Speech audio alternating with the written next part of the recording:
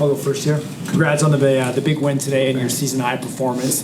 You had some ups and downs in this game. You had another injury. I know you've been struggling with that this year, but can you just take us through how you managed to not only finish the game but put up your best performance of the season? I gotta give it up. Shout out to my team. I feel like they believe in me. The coaches believed in me. So I just gave it all I had out there. I know I didn't want to quit, so I just left it all out there on the floor.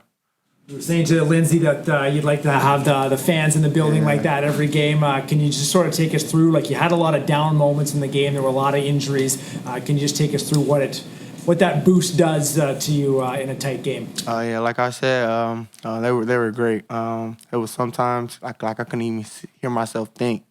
I couldn't hear the plays that was being called, but some of those kids, their energy, it was amazing, and I feel like that's something we need like almost every night.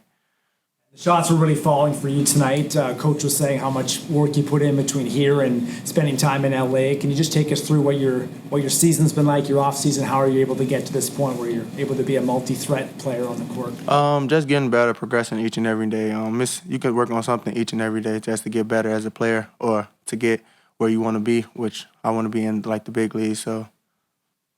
Thank you. How do you feel with your three-point shot compared to like last year? Very confident in it. I get the open looks, I'm letting it fly. So.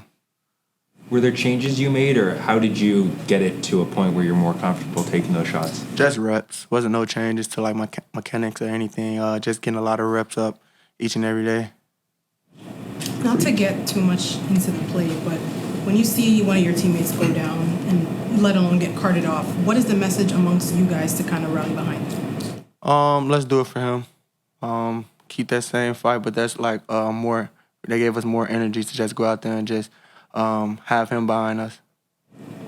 Have the Raptors said to you, like, this is what we want you to work on this year to get you up with them?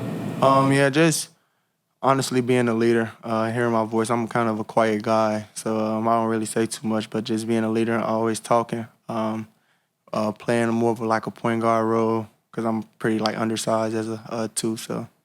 How do you feel in that spot? And has Marquise helped or given you tips, obviously being out, but taking over that spot sort of? Definitely. He's a big help to him because, he's one of those point guards. Well, at the end of his career, he's going to be a great guy, or almost Hall of Famer. So taking in little tips and he's giving me, and I just feel like just me being me is going to be challenging, but at the same time, I got it.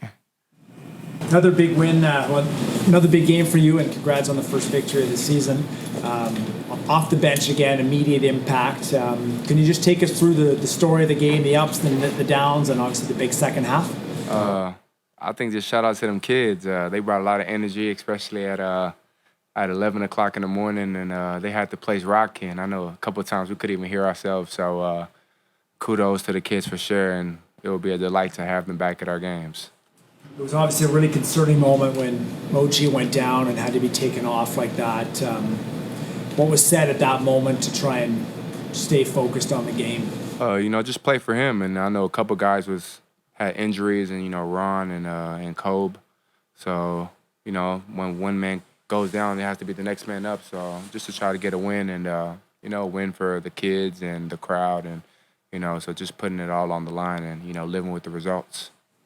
Finally for you, what was it like playing at Scotiabank Arena for the first time, NBA Arena? I felt good. I felt that I belonged, but, just taking it one step at a time. We got the win, but there's always rooms for improvement. So, just trying to stay humble, not too high, not too low, and, just come back to work on Sunday. You talked a little bit about the next man up mentality, but can you talk a little bit more about the character of your team? With, I think 2-3 players went out with injuries this game alone. I think you're already down 5, and here you guys are with the win. Just being resilient. Being 0-8, a lot of people can check out. So just to have that mindset of, it doesn't matter. It's about growing as men on and off the court. So just to have that mindset is commendable for us. And, it starts with me first, just to not be shaken when adversity hits, but trying to, play through it, because once you do, good fruits will produce out of that. So, it's a commendable for all the guys. From a competitor's standpoint, all things considered, the new environment, all the energy from the kids, your teammate goes down. all those things and take them into consideration. You're in a close game. You're looking for your first win. What is going through your mind, and what feeling is going through your body in a close 1-possession, 2-possession game, looking for your first win? We just got to push through and win. We made it this far. Who wants to lose? And we down somebody. So, I mean, it'll feel a little painful just to do all of that just to lose. So, and we have an off day tomorrow. So just to put it all on the line and come out with the victory. And I'm glad we were able to do that. And I spoke to Coach last game about the patience that you have within your game. So I want to ask you, what is it that makes you have that patience, and why is it so important to you? You said patience in what aspect? You kind of let your game come to you. You don't force the issue.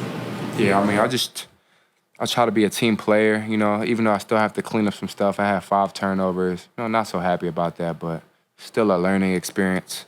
Just try to be when I go up to the main league, I have to, start to be a complimentary player, and work my way up. So I don't try to force things because I know, when I do come up, I'm not going to get the ball a lot. So I have to do the little things, offensive rebounds, defend, make open shots. So I know I like to be a team player. I don't get too, carried away with having the ball. So that always been my role. So it just keeps translating to what I'm doing now. And, I'm happy to impact the game with having the old boys and defending and, coming out with the victory. That first win is so important there. How did you enjoy today's experience with all the fans? No, it was a great experience. Very loud, kids very loud. I think we stuck to paying attention to detail. Very loud, so we were definitely locked in on the huddles, locked in. Everybody's locked in on what I was play calling when I was coming down the floor. So I think we did a very good job of staying poised, staying locked in, and we got a good W. 17 turnovers in the first half, I think just 5 in the second half. What changed in the game? That was the main focus at halftime, just cleaning up turnovers and knowing that we could break away and get the lead. So we focused on that and came down and got pretty good solid possessions each and every play, minus a few, but we'll live with those. What was it like working with Grady on this one? Coach said that you were finding him in the right spots. Yeah. You were leading him and making sure that For he was sure. in a good spot. Just want to keep him going. I had a few plays where I feel like I could have broke my man down, but he was hot. So I want to just keep feeding him, keep him going, keep him warm. And he's a great player. So like once he find his shot, making the right plays, staying locked in defensively, he can do whatever he wants out there. How's the body feeling after this one? Body feel all right. A little banged up on the leg, on the foot, but I would be all right.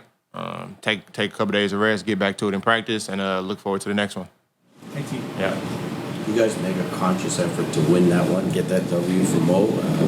Coach said he's okay now. He's doing a lot better. When a player goes down like that, is there an emphasis? Hey, let's try to get one. Yeah, no, for sure. It always sucks. For me, I send my prayers to him in the moment, and after the game, we just make sure we send our condolences. I mean, not condolences, but make sure he's okay. Send our well wishes. But yeah, we most definitely tried to get one for him. It's always bad to see that go down. We never want to see that happen. Congrats on the win. What's it like when you got thrown into the fire basically when you first got here? What's your mindset like when you come into a team and you're expected to produce immediately? Yeah, I'm locked in with the staff. Came in locked in on the plays, watching film. I'm still learning as I'm going. I'm still learning the plays, still learning teammates and everything. But as games go on, as practices go on, I get a better feel for everybody out there. So I'm knowing how coach. Now I'm throwing in, I'm running the one. So knowing how coach wants to run his offense, that's a very important job to win basketball games. So learning as I go, learning as I fly. But at the end of the day, it's basketball. I know where players need to be. I watch film on every guy on the team, and I watch film on the other team. So I think that's helped me out big time. How does it feel like the W? Yeah, long overdue. That might have been the longest G League game in G League history, that's for sure. All the stoppages, the injuries, all that. So it's nice when it finally ended. You got to talk about the fight of your team, everything that happened in this game alone. Can you kind of talk about the character you saw from them? Yeah, I mean, we have such a deep team of talent, but such a deep team of great people as well. So everybody kind of pulled their socks up. We had some really high minute guys today. And everybody had to play big minutes, and everybody contributed who was able to step on the court. Even like Jalen was supposed to be questionable, probably wasn't supposed to play at all.